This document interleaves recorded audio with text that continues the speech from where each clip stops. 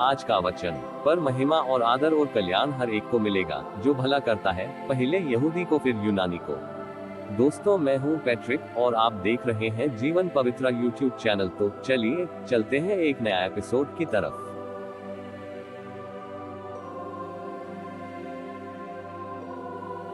फिर यहोवा ने मूसा और हारून से कहा, लेवियों में से कहातियों की उनके कुलों और पितरों के घरानों के अनुसार गिनती करो, अर्थात 30 वर्ष से लेकर 50 वर्ष तक की अवस्था वालों की सेना में जितने मिलाप वाले तंबू में कामकाज करने को भर्ती हैं। और मिलाप वाले तंबू में परम पवित्र वस्तुओं के विषय कहातियों का ये काम होगा। अर्थात जब जब छावनी का कूच हो तब तब हारून और उसके पुत्र भीतर आकर बीच वाले पर्दे को उतार के उससे साक्षी पत्र के संदूक को ढांप दें। तब वे उस पर सुइसों की खालों का ओहार डालें और उसके ऊपर संपूर्ण नीले रंग का कपड़ा डालें और संदूक में डंडों को लगाएं।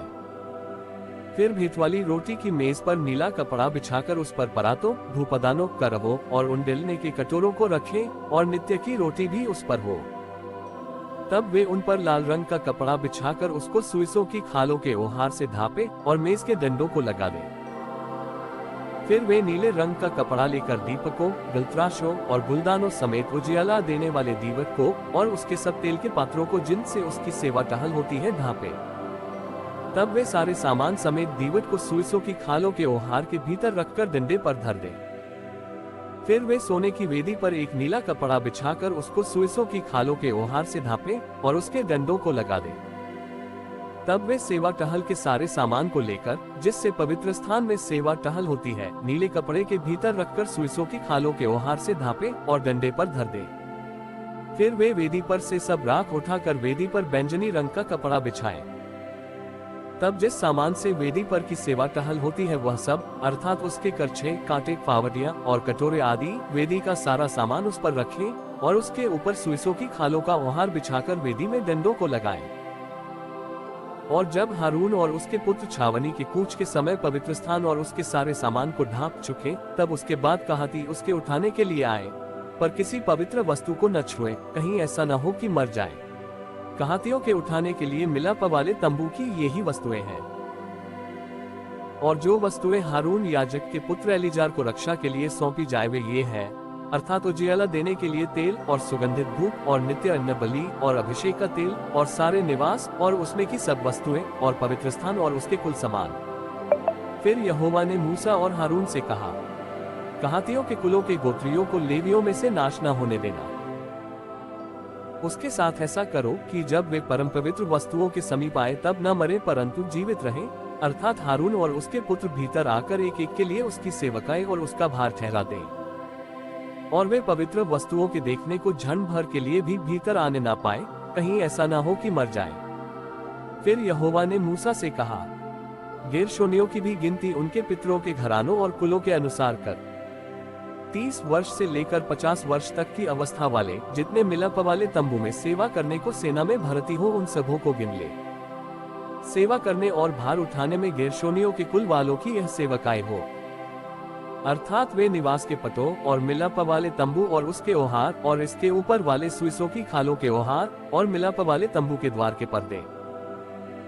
और निवास और वेदी की चारों ओर के आंगन के पर्दों और आंगन के द्वार के पर्दे और उनकी डोरों और उनमें बरतने के सारे सामान, इन सबों को वे उठाया करें और इन वस्तुओं से जितना काम होता है वह सब भी उनकी सेवकाई में आए।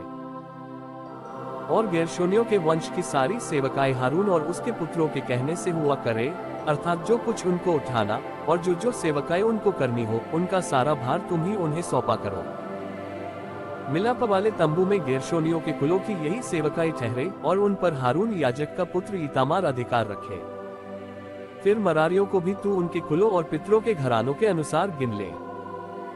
30 वर्ष से लेकर 50 वर्ष तक की अवस्था वाले जितने मिलाप वाले तंबू की सेवा करने को सेना में भर्ती हो उन सबों को गिन ले।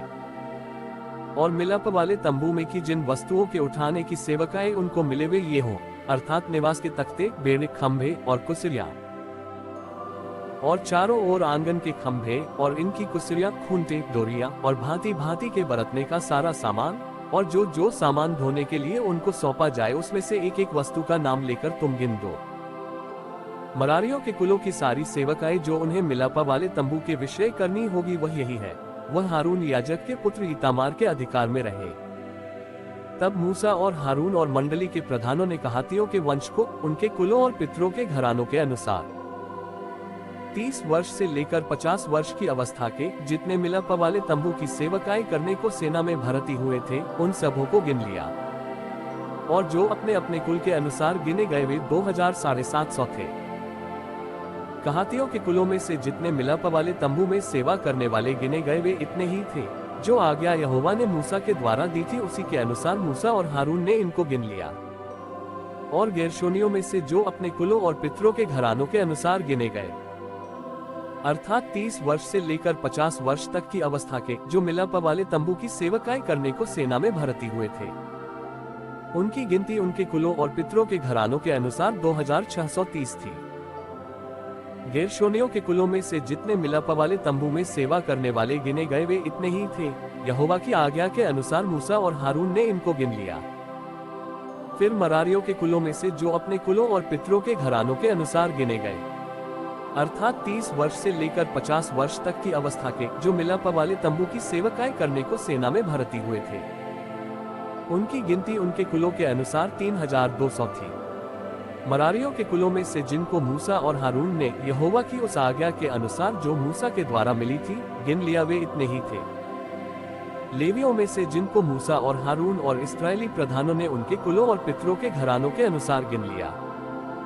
अर्थात 30 वर्ष से लेकर 50 वर्ष तक की अवस्था वाले जितने मिलाप वाले तंबू की सेवकाई करने का बोझ उठाने का काम करने को हाजिर होने वाले थे,